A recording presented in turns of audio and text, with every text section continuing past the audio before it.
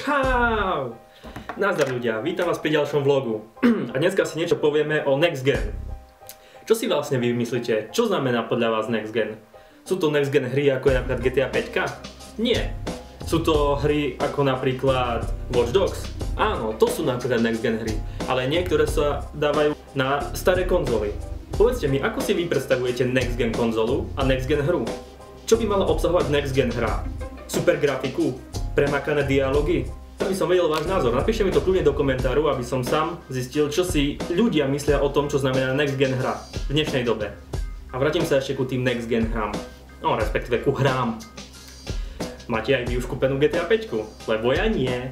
Nie som ako ostatné ovce a nekúpim si ju.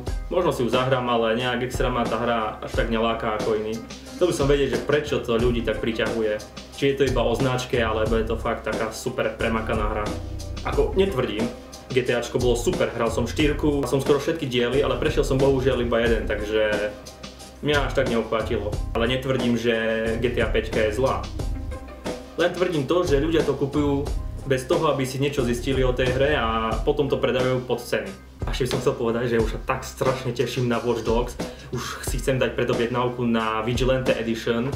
Tá šiltovka jeho a tá maska proste super a určite si to kúpim na Playko 4, už ju mám aj v predobjednávke. Už len čakám, kedy dajú bundle s Killzoneom a bude to doma. Nebojte sa, urobím aj nejaký malý unboxing.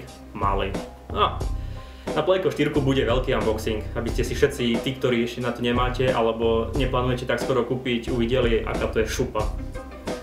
Mňa len čo štve strašne na tomto kupovanie PS Pluska, neviem prečo, ale neviem.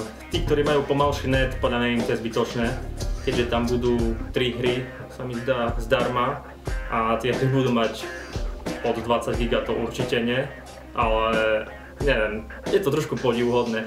Na jednu stranu sa to vyplatí, ale na druhú nie. Kľudne sa vy rozhodnite, či sa to oplatí alebo neoplatí.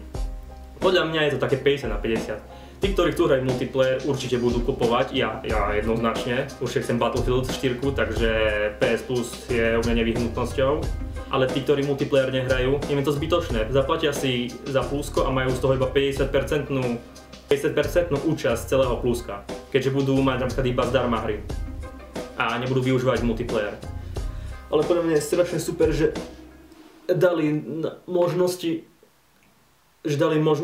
do Battlefieldu a Watch Dogs používanie tabletov, spojenie toho, to je proste nehorazná pecka a to bude strašná šupa, to strávime niekoľko mesiacov a mesiacov a mesiacov tým, že to budeme iba skúmať, aké to je a uvidíme potom.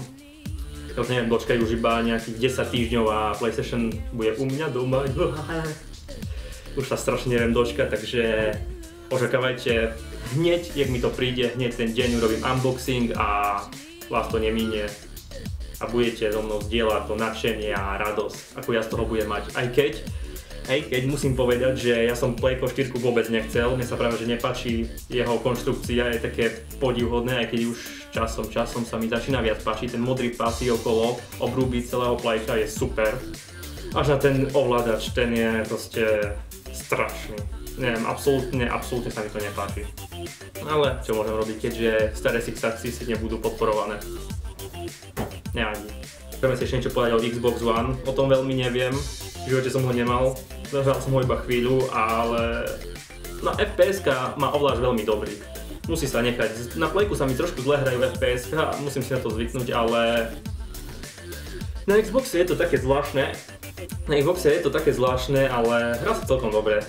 Keď teraz ma určite veľa z vás hejtuje, ktorých majú Microsoft, všakže, dajú mi dislikey, ale mne to nevadí, vy viete čo robíte, je to váš názor, ja vám ho neberiem.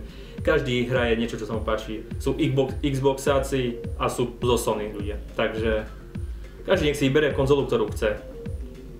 Mne sa optimálne viac páči PlayStation, keďže je to skôr zamerané na hranie ako Xbox One, lebo Xbox One bude skôr taký multimediálny strihač videí, pozeranie televízie a podobné veci. Playko bude skôr také pre hráčov robené, si myslím. Uvidíme, všetko čo príde, uvidíme časom. Takže potom to môžeme zhodnotiť. Teraz je to také všelijaké, je to na hrane. Budeme fakt od tých 10 týždňov, keď vyjde PlayStation. Xbox síce neviem, kedy vychádza, Musel by som si vymyslieť dátum, ale uvidíme. Možno aj Xbox sa mi zapáči. Fakt Xbox má dobre to, že spolupracuje s počítačmi, takže môže sa do nich napojiť a je to lepšie, keď to viete ovládať cez vlastnú bedňu na počítačoch. Každopádne sa teším na Playko a Xbox, uvidíme. Nemôžem povedať, že Playko je lepšie v grafike alebo v hraní, alebo že Xbox je lepší, aj keď v tom, čo sa platí a neplatí, má Playko výhodu jednoznačne. V tom, co má určite navrh, je číslo 1, lebo Xboxu hlupáci už len z toho dôvodu, že zrušili to, čo povedali a nestali si za svojím slovom. Takže neviem prečo. Keď už raz povedia, že sa bude platiť za to a že potrebujete pripojenie neustále na internet, tak by som za tým stal a veril by som to, že mám fanúšikov a určite by som to nerušil.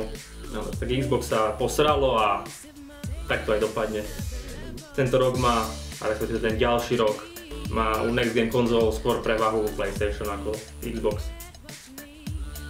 Napíšte mi do komentárov, ktorú konzolu a aké sú vaše obľúbené hry, ktoré si dodatočne dokúpite na Playko 4 alebo Xbox One. Ja osobne preferujem na Playko 4 jednoznačne Watch Dogs a Battlefield 4. To sú pre mňa top hry, ktoré určite chcem ako prvé. A ešte sa zabudol spomenúť Killzone Mercenaries na V2, to je neskutočná pecka. A určite jedna z a považujem to aj za next gen hru. A ten nový Killzone, ktorý vyjde na Playko, no vyzerá tak podivuhodne, ale graficky je na vysokej úrovni, takže jednoznačná kúpa.